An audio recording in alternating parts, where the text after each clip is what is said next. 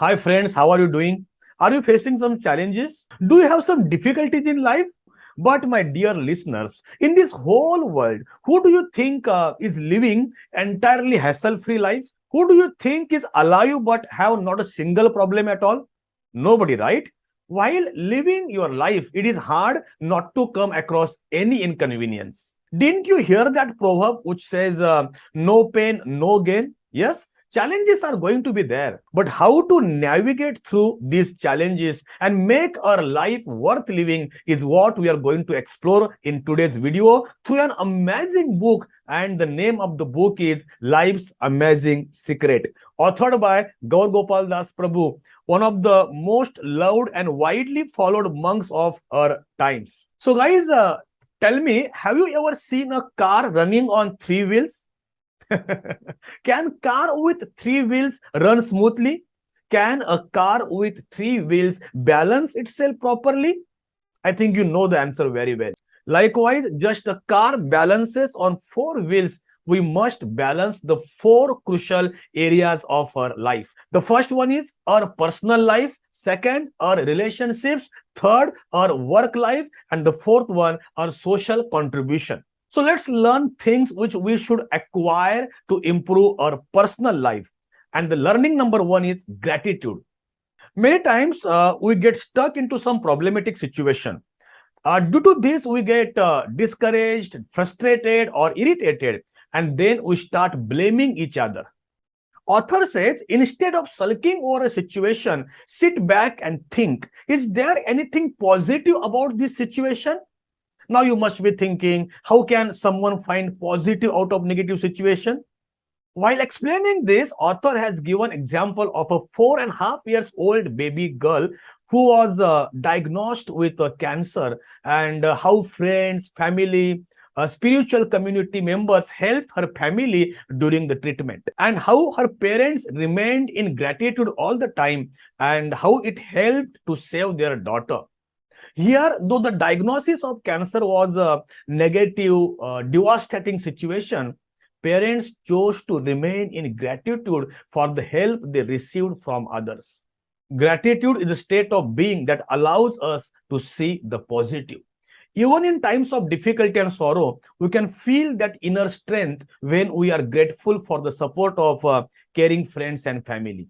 So remain in gratitude helps us to find positive in negative situation. Gratitude is not merely an emotion, it is a way of life which can be learned and practiced. Now the question is how to practice gratitude while living our day-to-day life. For that, you can be grateful for anything. For example, author says you can be grateful for something as simple as someone giving you seat on the train, or a co-worker bringing you lunch. We should recognize the good that has been done to us and say thank you. Now, second thing which we should know to improve our personal life is to learn to detach and stop worrying. And one of the most important topics in the book, that is why worry.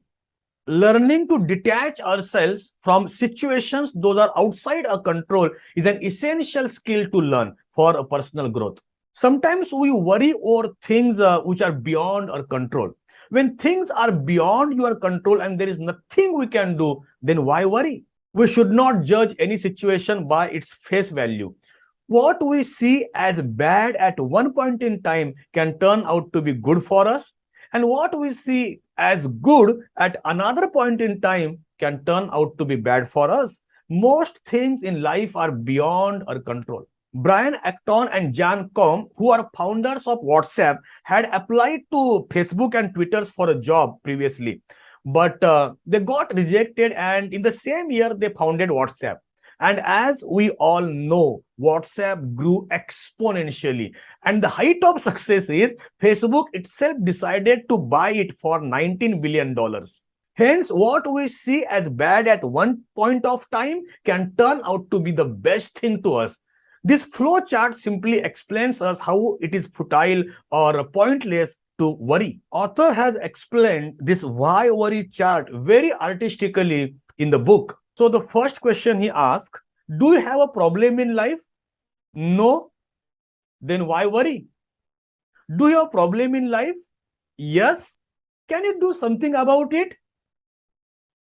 Yes, then why worry? Do you have a problem in life?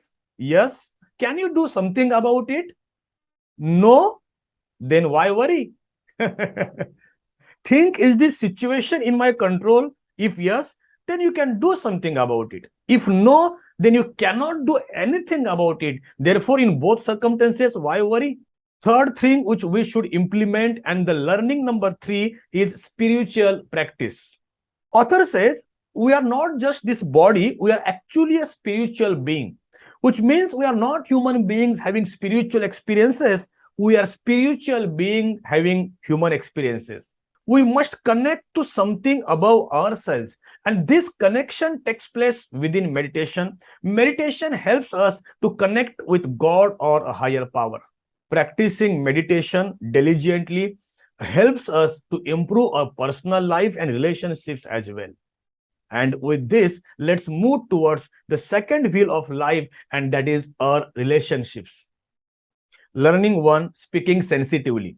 If we wish to develop good relationships with people, we must be sensitive with our words and actions. My dear listeners, what do you think of how one can display a sensitive behavior? Sensitive behavior means to think about how the other person may feel before we say or do something. How should we practice being sensitive?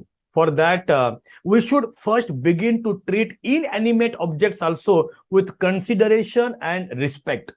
In this regard, author has mentioned his conversation with one of the older monks from the ashram. On one fine day, the author, Gaur Gopal Das Prabhu, was cleaning his clothes and unknowingly he kicked the bucket. The older monk who saw him doing this said, when we treat inanimate things with disrespect, we may start doing the same with the people we love. So here we must understand that everything has its utility and must be used in that particular way.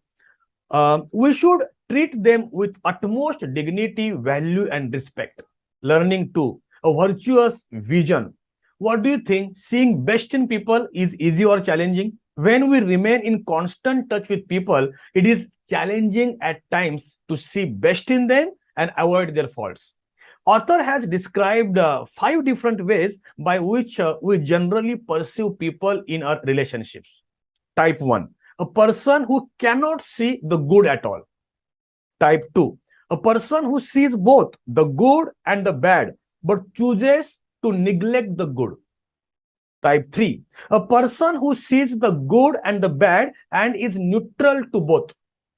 Type 4, a person who sees good and bad but consciously chooses to neglect the bad. And type 5, a person who cannot see the bad at all, they see the slightest good and magnify it. So here, out of 5 types, it is nearly impossible to find a type 3 person, as it is not easy to remain neutral when you see either good or bad in people.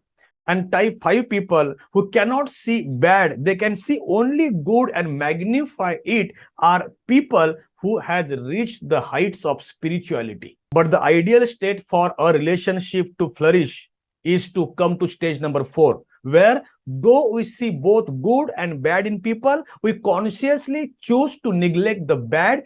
Now, neglecting the bad does not mean that we should not deal with it. It just means that we do not allow our mind to focus on bad and keep thinking about it. So to achieve the 4th stage in our relationship, we need to put consistent hard work and practice. Learning 3, correcting cautiously. Our corrective feedback can make or break our relationships. So if we need to give corrective feedback, then we should invest tons of practice and trust into person before doing so. Actually speaking, corrective feedback is an art. It has 4 principles. So you should ask yourself these 4 questions before giving corrective feedback. Question number 1, am I the right person to give corrective feedback? Question number 2, do I have the right motive to give the corrective feedback? Question number 3, do I know the right way to give the corrective feedback? And the question number 4, is it the right time to do it? So anytime you feel the need to give corrective feedback to someone, think of these 4 questions. Wow. I think it is very powerful and effective system gifted by the author to his readers to save their relationships, right? Learning for forgiveness. To save the relationships and to achieve peace of mind, we should learn to forgive. There are few things we should remember in practicing forgiveness. First, learn to look beyond situation. If we are hurt by someone's words, try to understand why they spoke like that.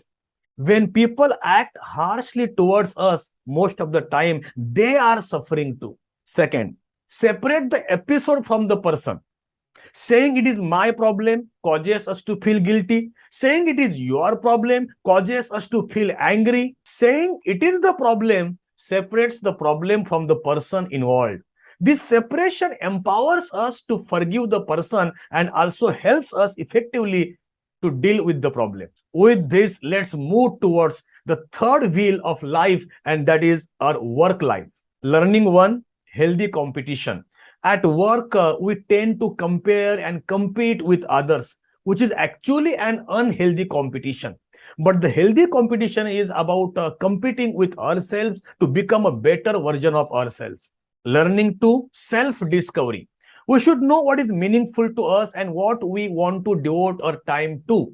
For that, we should know the purpose of a life, but finding the purpose will take dedication and patience. Discovering a purpose is as exciting as opening a gift. It gives the feeling of joy. But if we are older and have not yet figured out our purpose, then author has suggested us to follow the principle: do what we love to do or love what we have to do. Learning three, spirituality and work. There are misconceptions about spirituality, that spiritual leads are not ambitious. If you practice spirituality, then you are satisfied with achieving the bare minimum. Spirituality kills ambition. All these are false comments, because spirituality just changes our motive to achieve. Actually speaking, spirituality encourages us to become hugely successful so that we can have the enough wealth and enough resources to help others. With this, let us move towards fourth wheel of life, and that is social contribution. Life is a journey from being selfish to becoming selfless. But to help others, one should be satisfied and balanced in the first three wheels. It's very easy to understand. While traveling on flight, one of the safety instructions is make sure that your oxygen mask is securely fastened before you help children, infants, or others. It should be understood that unless we help ourselves, we cannot be of any help to others. We can only share wealth with others if we possess wealth. Similarly, we can love others only if we know what it feels like to be loved. We can only bring hope to others if we feel hope for ourselves.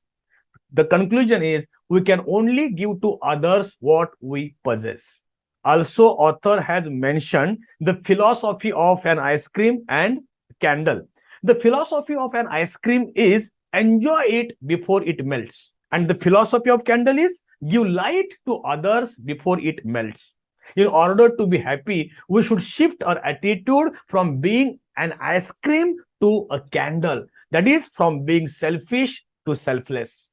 With this, we come to an end of this amazing book by Gaur Gopal Das Prabhu. So once again, the four wheels to balance the car of our life is a personal life, a relationships, a work life, and a social contribution. So work on these four areas of life and you will be living a successful, meaningful, and purposeful life. Share this video with minimum 5 people so that you can contribute in their success through this video and through this wonderful book. If you have not subscribed our channel yet, then kindly subscribe now and hit the bell icon for the notifications of our upcoming videos and many more book summaries. See you in the next book decoding session. Till then, keep reading and keep growing.